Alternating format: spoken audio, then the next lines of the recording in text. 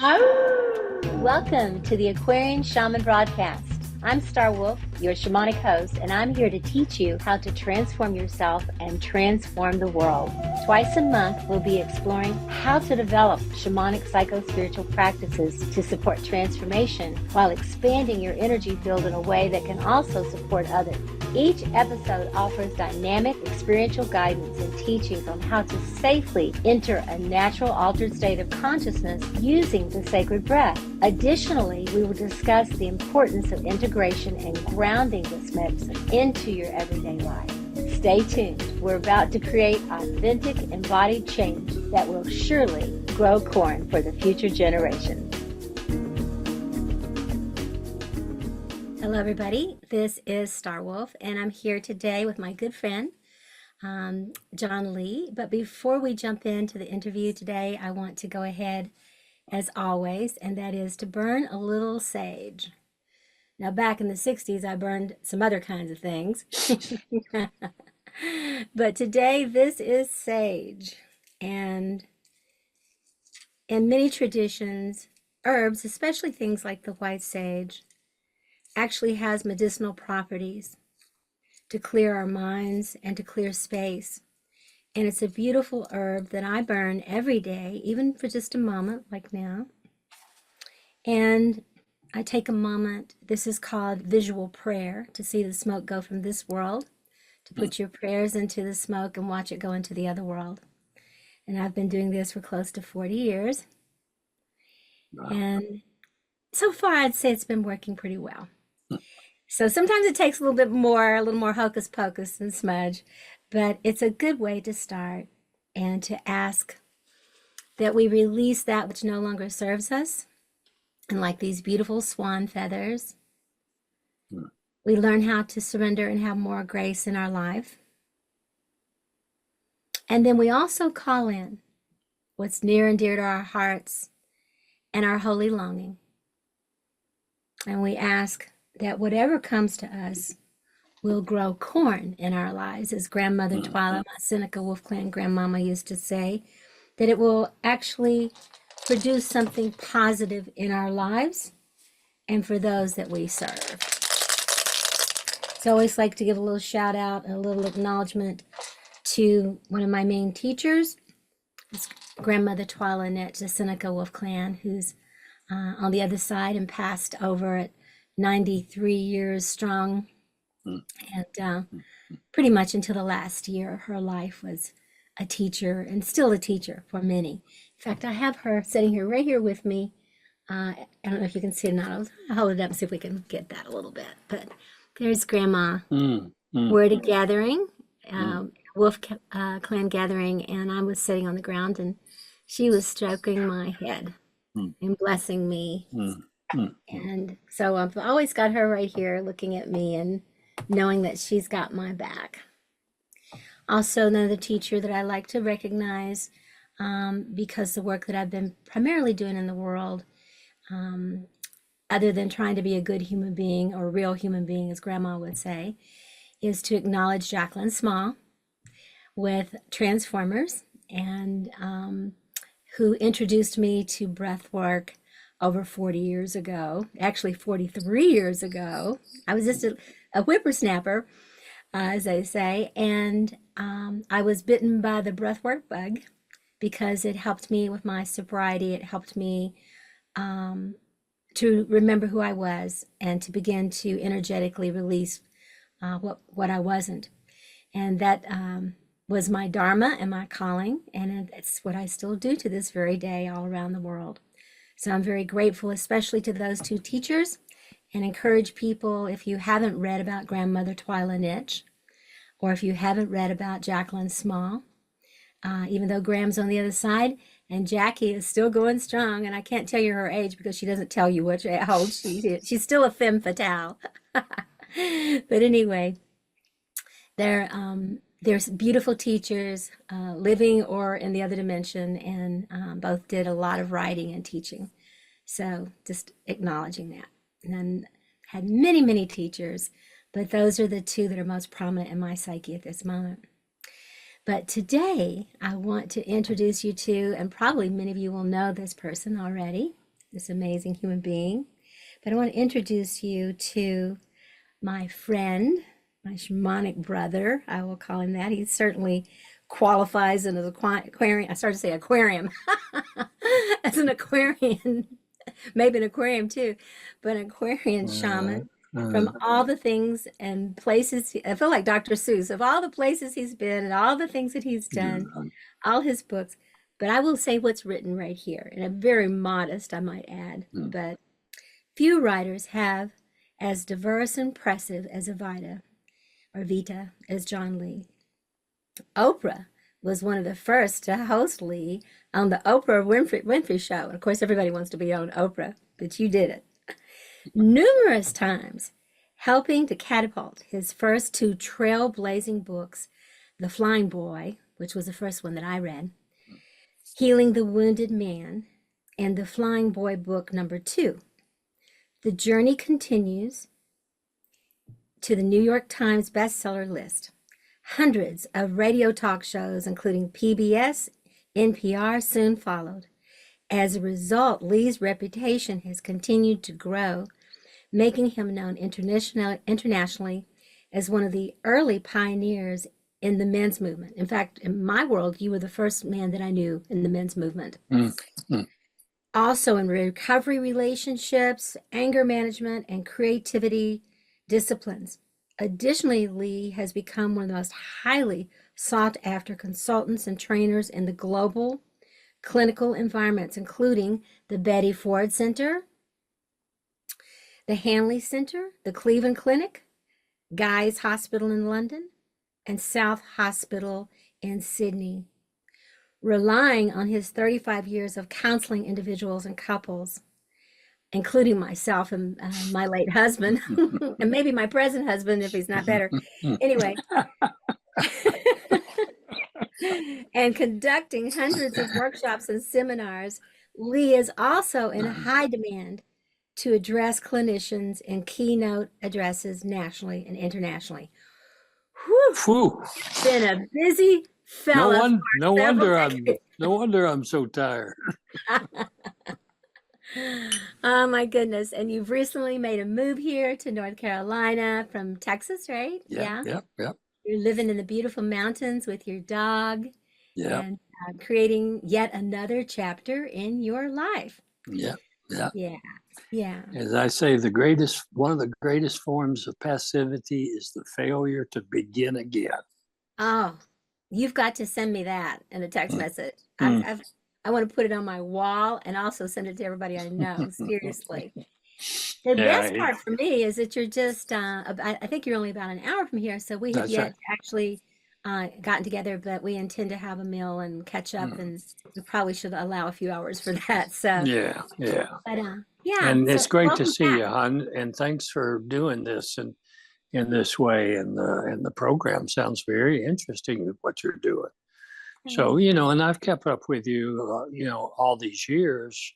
So it's delightful to be with you. So what do you want to talk about? Well, I want to talk about you. Yeah, this is an opportunity, really, John, I gave kind of the, the background of all the things that you've done and all the places you've been and the planetary surface that you have provided to this world and so many people. And, starting out with books like, The Flying Boy and, of course, all the places that you yourself flew around to teach and all that sort of thing. And I'd really love to hear a little bit about you and just your background. What brought you to this path? Because this has been your lifelong path. Like me, it's just been 40 years. Yeah, me too. Yeah. So, I know what brought me, I know my sobriety and, and my work, might being a hippie and all those things. But what called you to this? How did you find yourself on this path? And specifically some of the topics you taught about.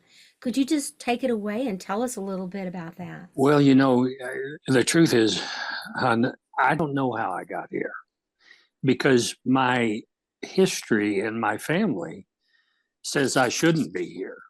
Mm. I should be in a double wide mobile home in North Alabama, having retired from a factory job or a construction job or a farm like all my people have. So, so that's always stymied me in many ways. Is I don't know how I got here. Now, the other answer to that question is I got here through pain and suffering and disappointment and depression and addiction and despair, and that I wanted a way to. At first, I just wanted a way to make it go away, all that stuff go Mm. away, and then I graduated to a place of, well, I want to make it manageable. And then I feel like I got to a place where, no, I deserve more than manageable.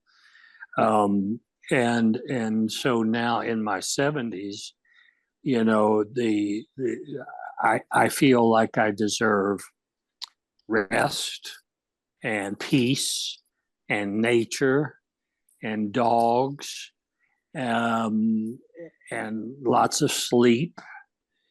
And yet I still teach and like you and speak and do podcasts, and I do private sessions. Just got back from a big men's gathering. First one I've done since the virus hit, really 150 guys up in Mm. Connecticut. So, but the truth of all that is that, you know, everything that I have written about and teach comes from firsthand experience with whatever it is I'm dealing with, you know. In the Flying Boy books, it was I didn't know about feelings or emotions.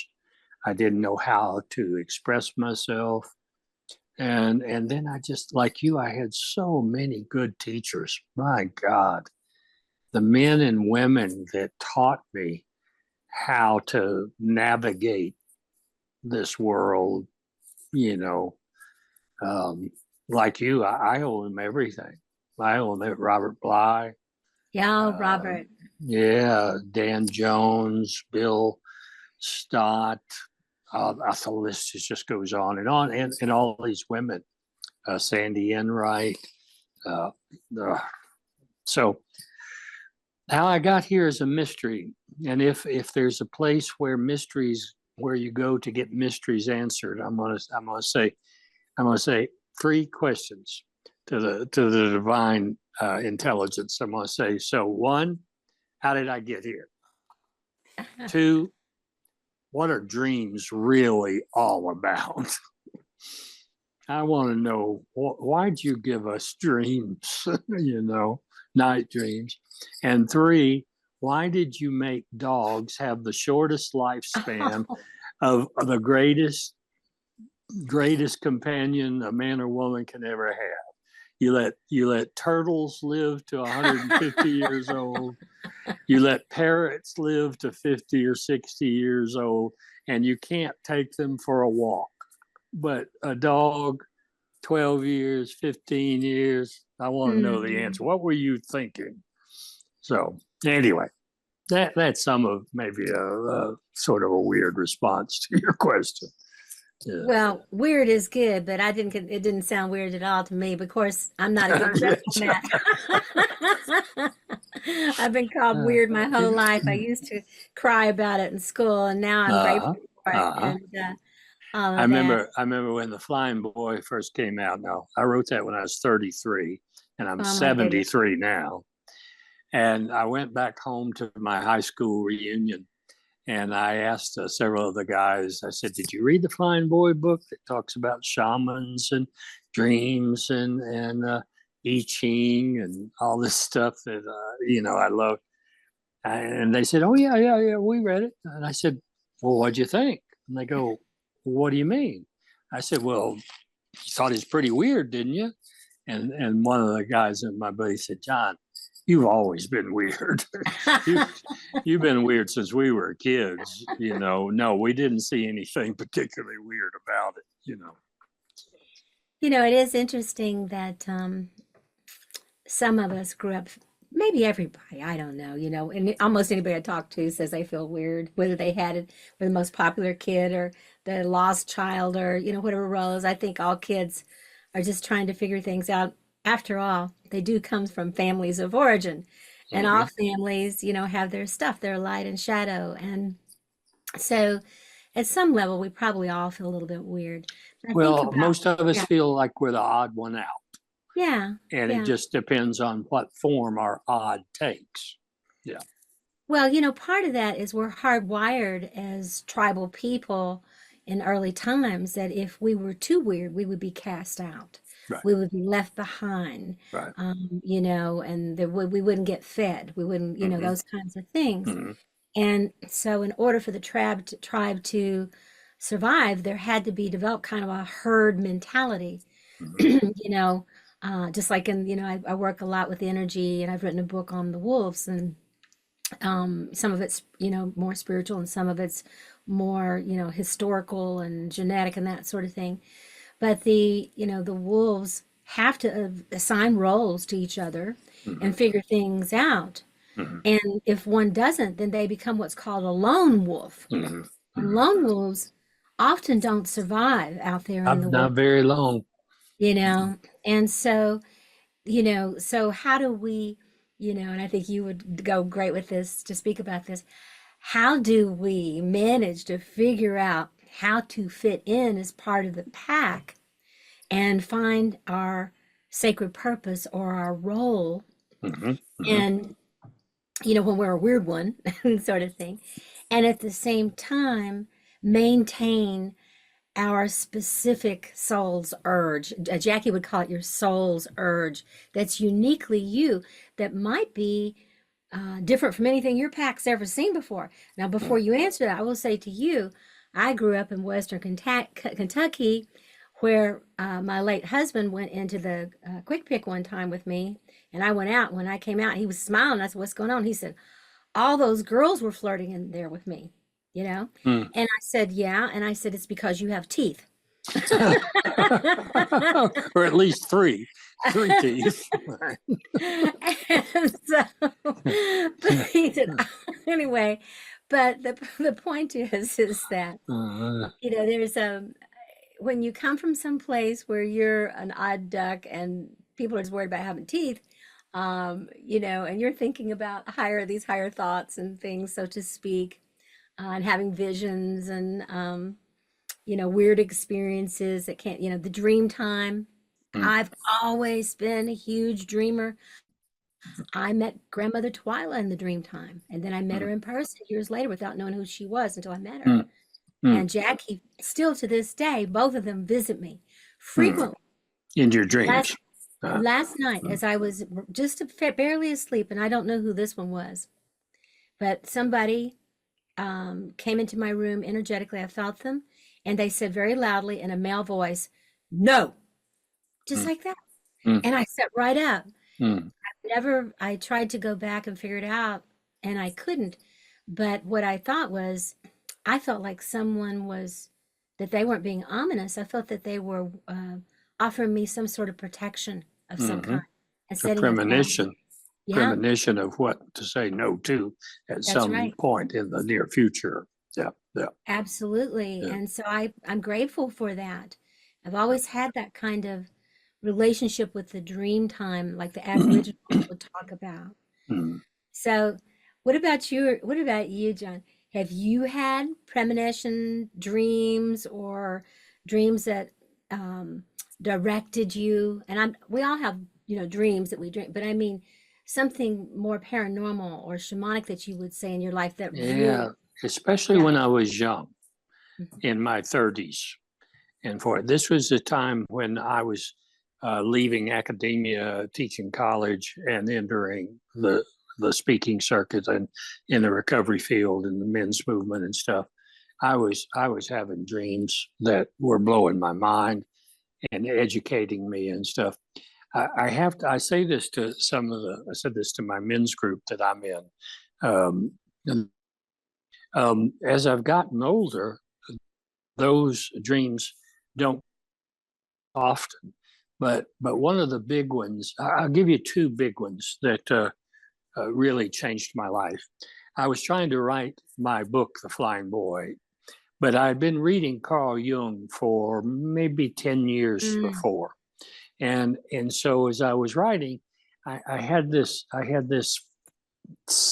grandiose sense that I wanted to be a Southern Carl Jung. I wanted to have that kind of impact on the world. And consequently, I couldn't write The Flying Boy. I couldn't write it. I couldn't write it. I couldn't write it. I couldn't write it. And then I had a dream where Carl Jung was in a mortuary. He was in a casket with an open casket. And I go to his casket and I kiss him on the forehead and I say goodbye. And the next day I wrote The Flying Boy, started writing The Flying Boy. And then about that same time, I had this dream where I'd been having repetition dreams of being in an insane asylum, being in a prison, being in a jail. I had those for years. And again, this was about the time that I was trying to write The Flying Boy. And one night I had this dream, repetition again. I'm in a jail cell and I'm holding on to the bars and I push on the bars and the door opens. And the warden and the priest and the jailer said, you could have left any time you wanted. It's always been unlocked. And that was another dream that helped push me into writing the first book. So to me, I mean, for 45 years, first thing I do every morning with coffee is go over my dreams, and still don't know what they mean after 45 years by half the time. No matter how many books on dreams I've read. And that's why I say, God, just what was that dream stuff really about? So. Somebody's having fun imagining us, isn't he? I think I'm going to give them these dream things, and then they're going to wonder their whole life what they really mean. I know. Maybe that's the reward if we're really good, or really they'll bad. Tell us. Maybe at the end, it's like, okay, wouldn't it be funny? Those dreams you had, those bizarre, wild dreams, they didn't mean anything. Didn't mean anything.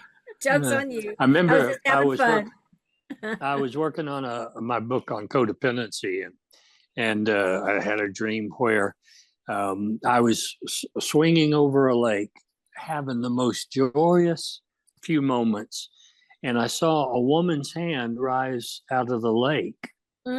And I thought, oh my God, she needs help. And so I had to make the decision, do I keep swinging joyfully or do I let go and go into the lake to see what it is? So I release the rope, I dive down and I go into a cave and I find a woman and she has this beautiful cave and it's just wonderful and beautiful. And it turns out she didn't need any help at all. And that's when I thought, I got to work on this codependency thing. Big time. And thanks to Pia Melody and Wilson Schaaf and Melody Beatty, changed my world, plus going to Codependence Anonymous meetings for years. Absolutely. It's the era that you and I both really emerged from, in the 60s and the 70s, and that, was really the beginning of a whole lot of self-help. I mean, AA had been around for about, I think, 40 or 30 years. 30 years. And the Al-Anon and that sort of thing. And then, all of a sudden there was family of origin, FOO, FOO on you, and well, Esalen came out, all that happening. It was a burst. It was a boom. It was. And I'm so glad we got to ride some of that wave. How awesome that we got to see all these 12-step programs, which I Mhm. frequented a lot of them during that time to check. I go, oh my God, I do have some Mhm. eating disorder. I didn't realize Mhm. that, Mhm. and, codependency, what's that? And I'm like, oh my God, I'm the queen, those kinds of things. I should Mhm. be, have a crown of, she who reigns over the world and, and decides what's good and bad for everybody and everything, that sort of Mhm. thing. Um, so it was, on the one hand, it was, um, I remember I almost felt like it was a status symbol to be in so many recovery programs, because that's the opposite side of being humiliated, was to have the humility to say, me too. Mhm. We started the Me Too movement a long time ago, Mhm. Yeah, that's true. That's true. and then finally at some point, at least for me, I began to go like, something? I believe all these addictions are part of humanity and part of the journey. And while they're devastating and destructive and dysfunctional, as I learned more and more about the shadow Mhm. and really, went deeper into Jungian's work, Carl Jung's Jungian work, and really dove in. I had it here earlier. I was looking at the shadow book. I picked it up. And in fact, this is Jeremiah Abrams, who wrote The Shadow, Uh-huh. Oh, the Meeting beautiful the man. Shadow. Yeah. Uh-huh. Now he passed a couple of years ago, and Uh-huh. we were actually together before Brad and I were together. We were together for about 6 or 7 years. We started Uh-huh. out teaching together at Esalen, the inner Uh-huh. child and the shadow, and then we fell in love and we were together. But Uh-huh. our shadows just couldn't get it together, and so he Lot released. of shadow boxing. There was a lot of, I always laugh and said, well, there's a reason he wrote the shadow book. Yeah. And Yeah. there's a reason that I was attracted to it. I was Yeah. pretty filled with light, Yeah. and Yeah. but it was fine. And we remained friends to the end. And he left us a little too soon. He was a brilliant man who wrote that Mm. big anthology. Here it is, along with right here, Meeting the Shadow. Oh, yes, yes, yes, yes. I Yeah, had that book. I yeah, sure me did. too. Hmm. I've got all the pages here. Yeah.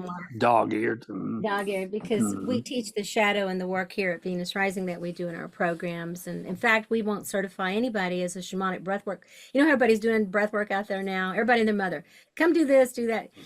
And I just kind of shudder just a teeny bit, maybe a little bit more, because we won't certify people as shamanic breathwork facilitators through our organization until they do family of origin work with us and shadow work with us and inner beloved, Mm-hmm.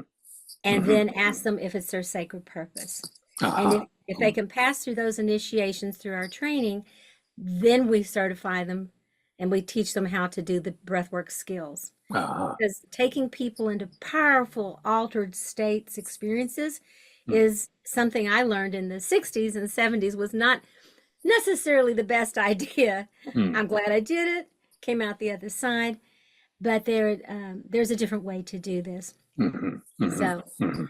but anyway, back to you with the family of origin and the. Do you feel like that the family of origin work is essential to do if you're going to do shadow work, John? Absolutely, absolutely, absolutely.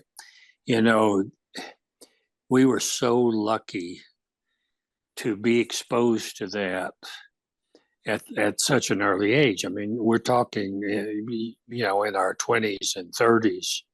Um, a lot of it's exactly what you said. Like for instance, in men's work, there's a lot of men out there who are claiming to do deep men's work, and they don't know who Robert Bly is, or Or who you James are?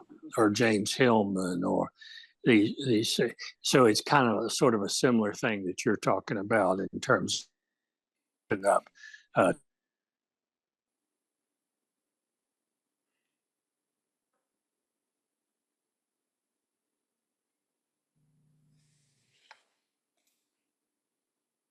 One of the pieces in the movie is this woman who just says, "Come to my house. We're doing breath work."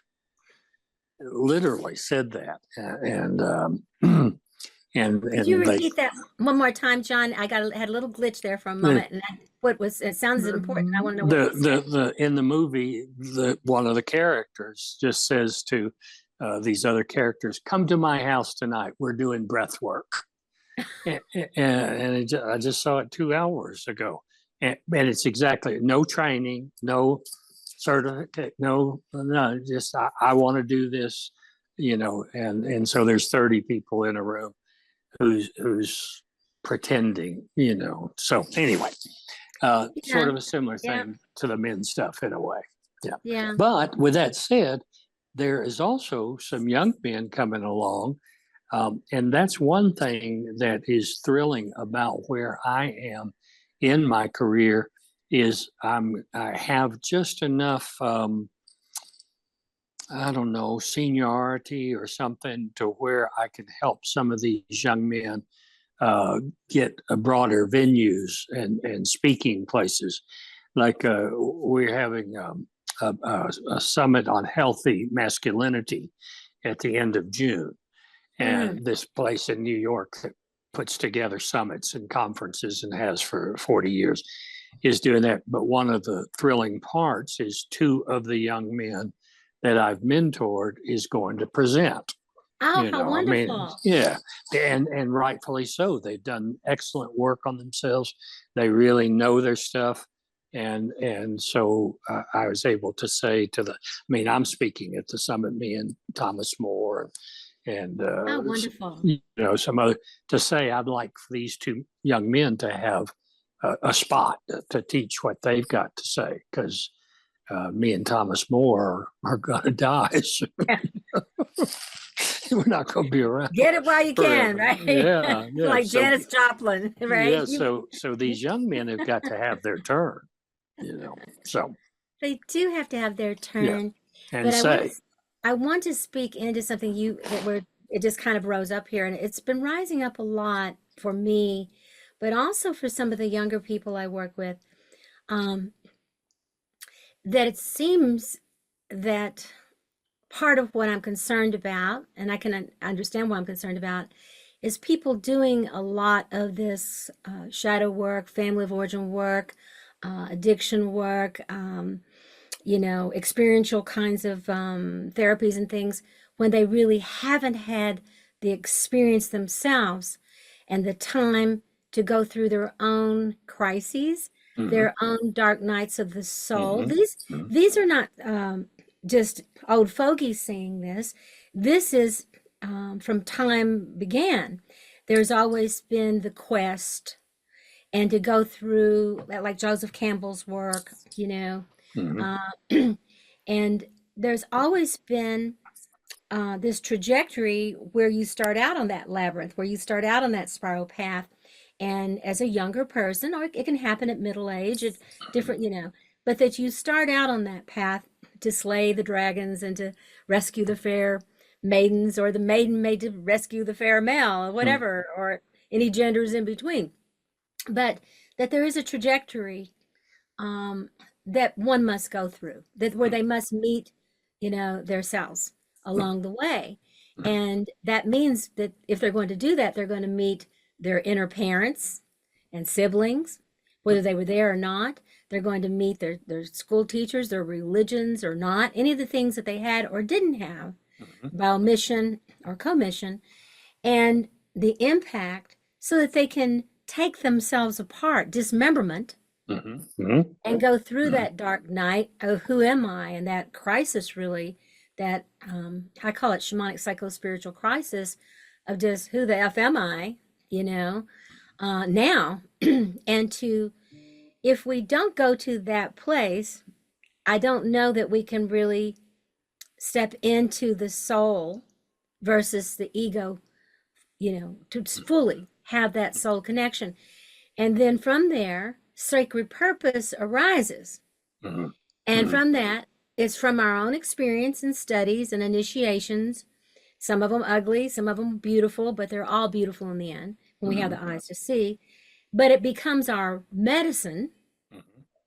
And from there, we teach with a loving authority, not a patriarchal, well said. or not, but a loving authority, of love and true wisdom. And when people pop up all over and sell themselves short all over the social media and stuff, that they're a master this or that or whatever, or come over and breathe, they don't have a lineage, John. Right. No, that's right. They don't. They That's don't have exactly that. right. Could you speak into that about the Yeah, importance of yeah, having a lineage in order to be an authentic yeah, healer and guide for others? yeah. See, up until 100 years ago, we as a society lived in a vertical society. And by that, it means that here's the son, here's the father, here's the grandfather, and here's the great grandfather. It goes this way. Now we live in a horizontal society where the 20-year-old looks, sounds, and feels entitlement the same way a 60-year-old would. Mm, You follow me? I See, do. this 25-year-old says, I should be able to go do breath work as well as the 60-year-old go. Well, why should you? Because we live this way now. We don't live this way. The other way, in a way, both of us did this in the arts and creativity. There was the apprentice, the journeyman, and the Mm-hmm. master. Again, this vertical society. Well, that's gone. I mean, that's gone. That's why a 25-year-old will say, I'm going to go run a men's group. And I go, you sure about that? Have you apprenticed with anybody? See, like you did with Jackie Small and your grandmother teacher, and me with Robert Bly and these people. I mean, they're 25, 30 years older than me, taking me along with them, That's right. And so I'm speaking to most of my work right now is under the heading of well, I've given several webinars and lectures called The Odyssey of Aging, moving from hero to elder, Beautiful. and bringing this notion of verticality back. Like, okay, you want to do this? Are you willing to apprentice? And are you willing to trust that I'll know when you're ready to go to journeyman? And trust that I'll know when now you're ready, which is kind of what I've done. As I said a minute ago, here's two young men that have done their work. They've worked with me. They know their stuff. Now give them a format to speak, Yes. Yes. but There's I've recognition. I've met young men who go, no, I want to do it right now. I go, Mm, sorry, you're missing the point. You're missing the right. point. One of the things that I'll share with you about, especially in the men's work, an interviewer said to me not long ago in an interview, he said, the original men's movement was consistent of teachers. Y'all were teachers. And most of us had actually been academic teachers prior to it. Robert Moore, me, James Hillman, Thomas More, all these. And now what we have in men's work is influencers. I hate that word. I'm sorry. Me too. But Just- when he said it, I said, you're exactly right. They're not teachers, they're influencers. They right. want 50,000 people on their TikTok.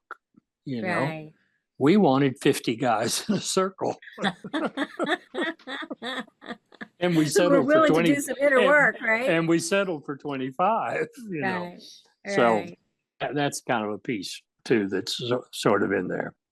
No, I really hear that. And, I have a lot of young people that I work with too. And so anybody watching this, I don't want you to think that we're too old fogey, Ageist, yeah. ages, because I know that at a very early age in my 20s, I had elders recognizing me. Mm-hmm. And in my mid 30s, I had grandmother Twila said to me, "You're a little grandmother." Mm-hmm. And she said, you got sober at 29. You've been worked in the mental health since you were 19 years old. You've been an addiction specialist in your 20s and your 30s. And then I had a hysterectomy, and she said, you no longer have a moon time. You've been through, and she says, you're a little grandmother. And she said, but you still don't know as much as me. You know, and Uh, so, but she really, you know, my teachers, I was eager to have them as teachers, and I was eager to learn from them. And as they're the ones who give me the boot, you know, mhm, mhm, said, you know, encouraging mhm, me about things. And as they did, I frequently turned back to them and said, you know, this is what happened, or this is what I'm thinking, or that, you know, mhm. it's, you know, one of the things I've learned a long time ago, early recovery, is that we don't do anything alone. We may No, think we are. I'm an only no, no, child. I'm very no. independent. I'm an Yep. only child. But I'm very clear that, because one time, I'll say this real quick. My friend Eric Gonzalez, who's a Mayan shaman, he's my age. We've been friends for a long time. He lives out in California. He's from Guatemala. And he says to me, Stogolfo, come over to see you. I'll have dinner with you. Okay. I said, okay, I'll fix dinner. He says, we'll be there at 7. I thought, oh my God, you know, he could bring 15 people with him, you know, so Mm. I'm doing all this. He comes in and I said, well, where's the others? He said, oh, they're here with me. And I said, what? He said, can't, they're here Can't you see them? in the spirit world. And Uh, I said, oh, I made a lot of food. He said, that's okay. We make plates for them, spirit plates, you uh, know? uh, So so for me, the point that I'm making around that, John, is that I think that there's a soul loss that happens when we believe that we're alone and that we mhm, have to do it mhm, alone, mhm, and that there's actually something about I did it alone. And I mhm. know it's okay to watch the little toddler stand up and walk for the first time, and he does it alone. And we celebrate when people go through rites of passage and that sort of thing. But the reality is, there's not a thing we do alone. No, From the no, air we breathe and how no. it's made by trees, to the food Mhm, we eat and how it grows, to the creatures that we interact with, to the people there's not a single thing from electricity to air to water to cars that we are doing. There's millions no. of people every day Yeah. that have contributed to every single thing, even if we don't walk out of the house. Mhm, You mhm, know, the chair that we're sitting in that got made, and then the people mhm, who shipped it over, and then the mhm, people who sold it, mhm. you know, and all those kinds of things. And Well, I, let's see. The hero thinks I did it alone. I did it by right, myself. The elder knows that's not true. But the yeah, hero, one of the movements from hero to elder, as I talk about it, is the recognition that, yeah, it appeared like you were doing it alone, and you thought you were doing it alone, but all the while you were being carried on great wings that you didn't see, you know, that's true. spirits that you didn't know were around, guides that you didn't know was there. You thought you did it alone, but when you move over into elderhood, you are absolutely beginning to get clear. No, I never did it alone. And as an elder, not only can I not do it alone now, I need more people as an elder That's in right. some ways than I did at 35, you Yes, know, weeks. absolutely. You know, I need people, you know.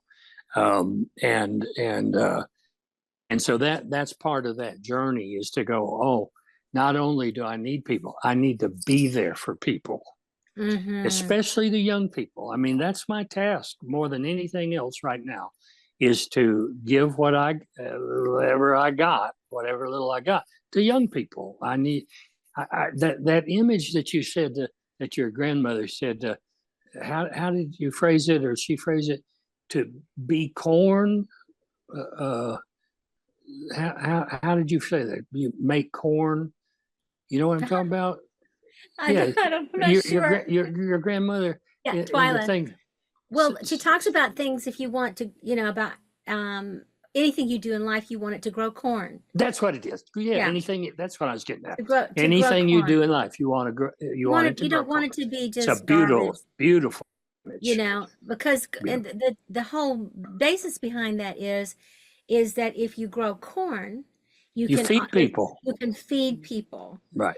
She said if it doesn't grow corn, she said start with no matter how intriguing it is or how mesmerizing or tempting it is, honey, if it doesn't grow corn, keeping. don't waste your time on it. Well, I Thank the love people that. and walk the other direction, I you love that. know. If it doesn't grow corn, Yeah, that is beautifully simple, elegant it is. way It's of kind of saying a it. Yeah. shorthand, isn't it? It's kind of Yeah. like, because somebody would say something to me, I'm thinking about this, I'm thinking about that, I'm thinking about that. I'm like, okay, is Is it that going to going to grow grow corn? corn? Is it going to Wow. feed you or others in some way? That's beautiful. That's beautiful.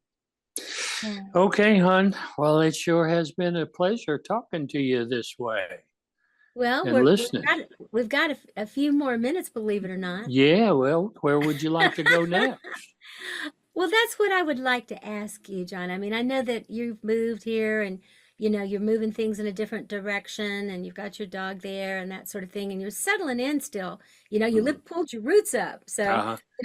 there's a little bit of a shock that happens when we do that and or maybe sometimes a big shock, even if it's exactly what we want and we get it. But to put those roots down now so that the nurturants can start coming through and we still got about 10 minutes here, but Well, I'd love to hear what you want for yourself. Two things. I'd love to hear from you what you feel like you want for yourself in this next phase of your life, because, we might be like Grandmother Twilight. We might be around till we're almost 100 years old. My mom's 93. My dad passed at 94. My dad is 96 right now, and my So that, mom is 94. so you see, we've got some long genes here. So, Yeah. to keep our brains vital and our bodies. But do you have a sense of what's next for you? I mean, I know you're there for your dog, you're doing this, that, but do you have a sense of any calling that you have at this time? Or is this more of a time now to rest and to kind of, reboot and to be on your own vision quest or whatever? And this is important because I have a lot of younger listeners, but I also have a lot of people our age who are looking at us and saying, okay, they look pretty good. They're hanging in there, you know, and, am I over, am I done or is there, that sort of thing. I feel like in some ways, even though it's slower somewhat, I don't feel done. Yeah. Yeah. No, I'm not done. I'll tell you a couple of things that I'm writing about and teaching. One is I'm calling it I'm practicing the psychology of subtraction.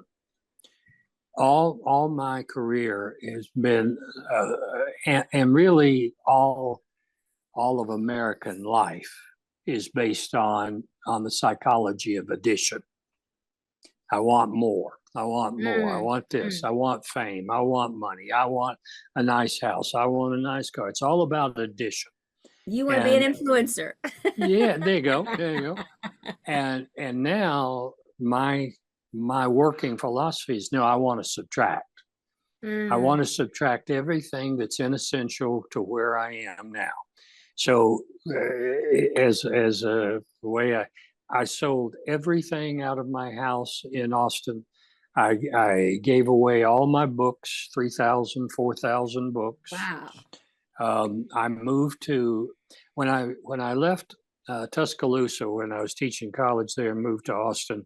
I rented the smallest two-wheel U-Haul they have to move to Austin.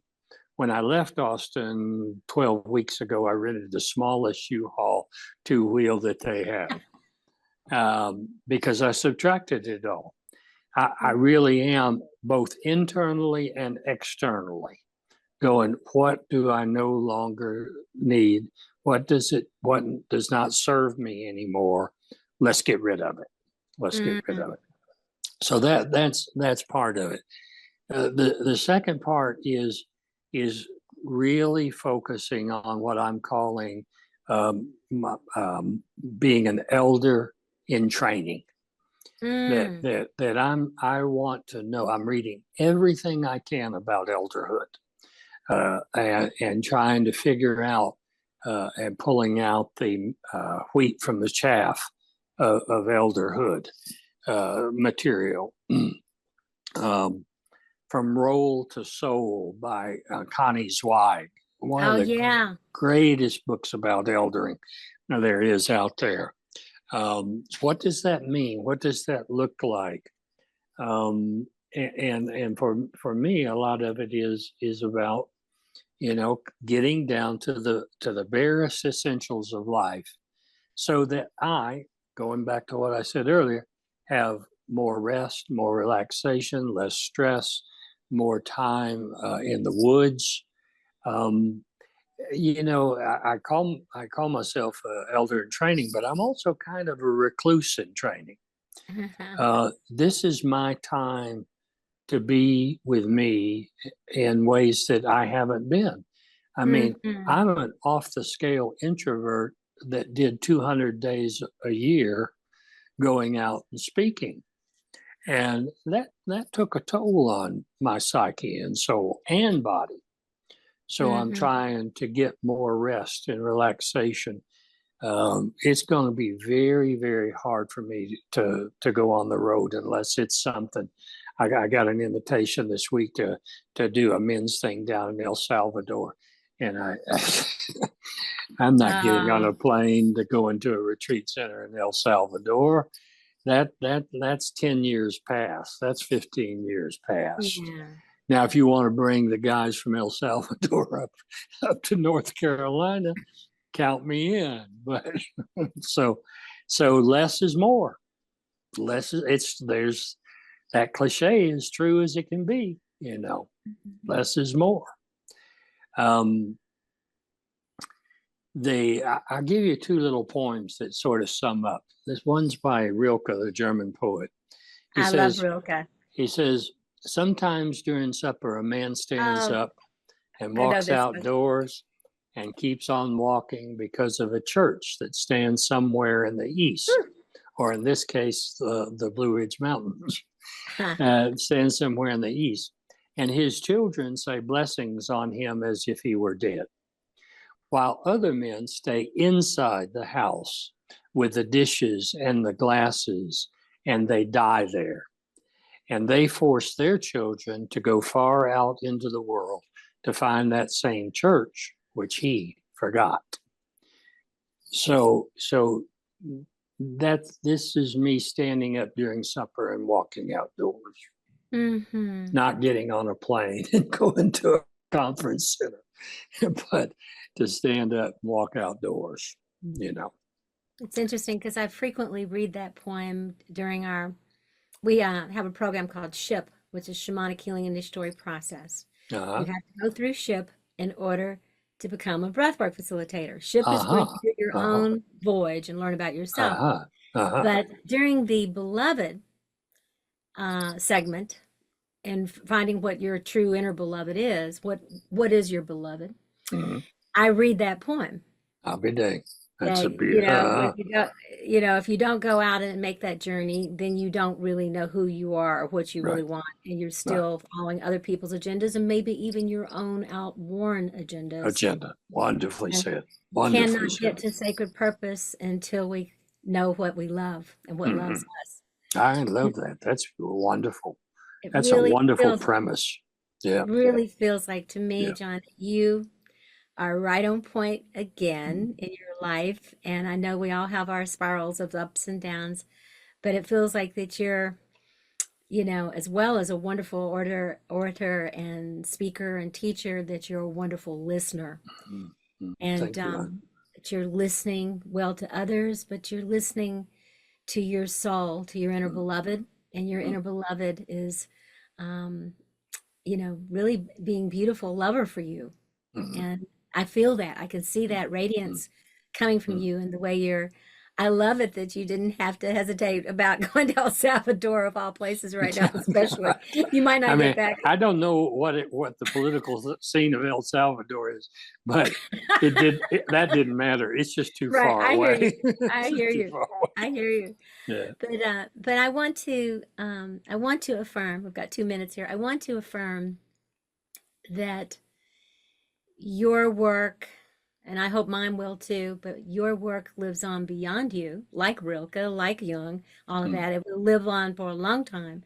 And all the people that you taught and their children and their grandchildren, and that your legacy is intact. And that the legacy now that you're teaching, and you're teaching me as well, because there's so many things you said that are so close to my soul right now, and my kind of Mm, teeter-tottering and looking to how to do exactly what you're talking about in many ways, while at the same time wanting to mm. serve in a wonderful way as well. So I'll be watching you, and we're not that far apart. I do want to get together, have No, we'll get together. We'll get dinner together. and I'm here. talk. I'm here at this house for about 5 more weeks, and then I'm going to Asheville. So between now and the time I leave here, we'll get together Oh, that sounds in wonderful. Silva or Henderson, Yeah, Franklin, either in yeah, Silva or Franklin. Yeah. yeah. Silva's Thanks. just 10 minutes from here. So, but Thanks for anyway, having me on this, son. I really enjoyed seeing you and talking to you, and you're doing great work, and your legacy's intact.